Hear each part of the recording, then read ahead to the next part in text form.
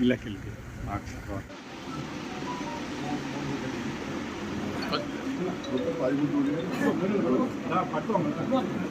పోయినసారి ఎలక్షన్స్ అభ్యర్థులు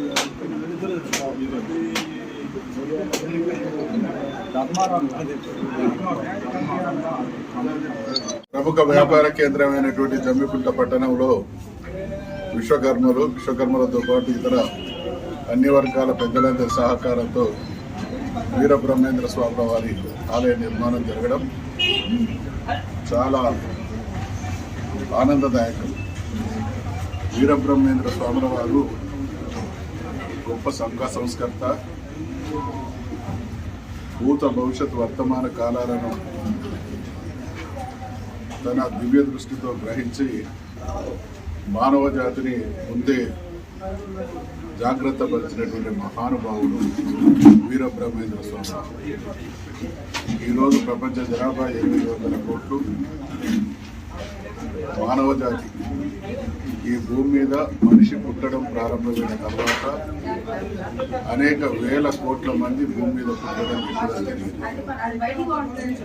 మరి అటువంటి వేల కోట్ల మంది పుట్టినటువంటి ఈ భూ ప్రపంచంలో ఇప్పటి వరకు ఏ మహానుభావుడు కూడా 3 కాలాలకు సంబంధించినటువంటి విశేషాలను దివ్య దృష్టితో గ్రహించి చెప్పినటువంటి దాఖలాలు లేవు. ఎవరో ఒకరిద్దరు చెప్పినప్పటికీ చెప్పినటువంటి అన్ని విషయాలు నిజాలైతున్నటువంటి గొప్ప వాక్శుద్ధి, దివ్య దృష్టి వీరబ్రహ్మేంద్ర స్వాముల వారి సొంతం. ఇవాళ వారు చెప్పినటువంటి అనేక విషయాల్లో ఒకటైనటువంటి మనం చూసేటువంటి ఇప్పుడు వెలుగులేనుతున్న, కాంతులేనుతున్న ఈ కరెంటు వారు 100 సంవత్సరాల క్రితమే చెప్పడం జరిగింది.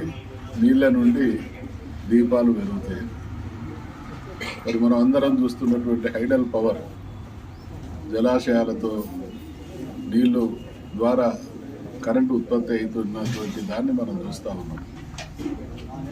అనేక విధాలుగా రంగులు పూసుకునే వాళ్ళు రాజ్యాలు వెళ్తారని, వైదవ్యంతో ఉన్న వాళ్ళు దేశాలను వెళ్తారని, ఇక ఈ రకంగా అనేక విషయాలు వారు చెప్తుంటే అవి నిజమైనవి. అటువంటి మహానుభావుని ఎక్కడైతే వారి ఆలయ నిర్మాణం జరిగి వారు ఆరాధించబడతారో అక్కడ అన్ని విధాలైనటువంటి మంచి ఆ ప్రాంతానికి, ఆ ప్రజలకు దక్కుతుంది. కాబట్టి ఊరు వాడ అంతటా కూడా వారి దేవాలయాలు విరవాల్సినటువంటి, వారిని ఆరాధించాల్సినటువంటి అవసరం ఉంది.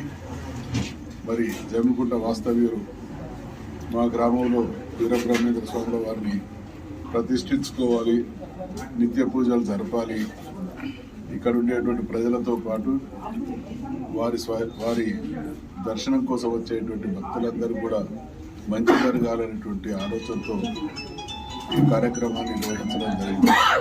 మరి మనం కూడా మీ అందరికీ తెలుసు, వీరబ్రహ్మేంద్ర స్వామి కూడా ఒక సామాన్య మానవుల్లాగా జన్మించినటువంటి మహిమానుడు. మనం కూడా మనుషులే. మనందరికీ తెలుసు, మన ఇంటికి పోయినాక మనకేం జరుగుతుందో మనం తెలుసు. కానీ 100 సంవత్సరాల తర్వాత కోట్లాది మంది ఉండేటువంటి ప్రపంచంలో ఏం జరగబోతున్నదో అనేటువంటి విషయం తెలియడం అనేది మామూలు విషయం కాదు. అందుకనే ఇటువంటి మహానుభావుల గుళ్ళు, గోపురాలు ఏర్పాటు చేసి మనం ఆరాధించినటువంటి సందర్భంలో అందులో నుండి గ్రహించాల్సినటువంటి నీతి మనం కూడా ఆ మహానుభావుల వల్ల కొంతైనా మంచి చేయడం ద్వారా మరణానంతరం కూడా జీవించాలనేటువంటి సోయి కలిగి ఉండాల్సినటువంటి అవసరం విషయాన్ని అర్థం చేసుకుంటూ చాలా అద్భుతమైన, అపురూపమైనటువంటి దేవాలయాన్ని నిర్మించి ఈ ప్రాంత ప్రజానీకానికి మంచిని ఆశిస్తూ దీనిలో నిమగ్నమై ఈ పని పూర్తికి కారణభూతులైనటువంటి ప్రతి ఒక్కరిని హృదయపూర్వకంగా అభినందిస్తూ సెలవు.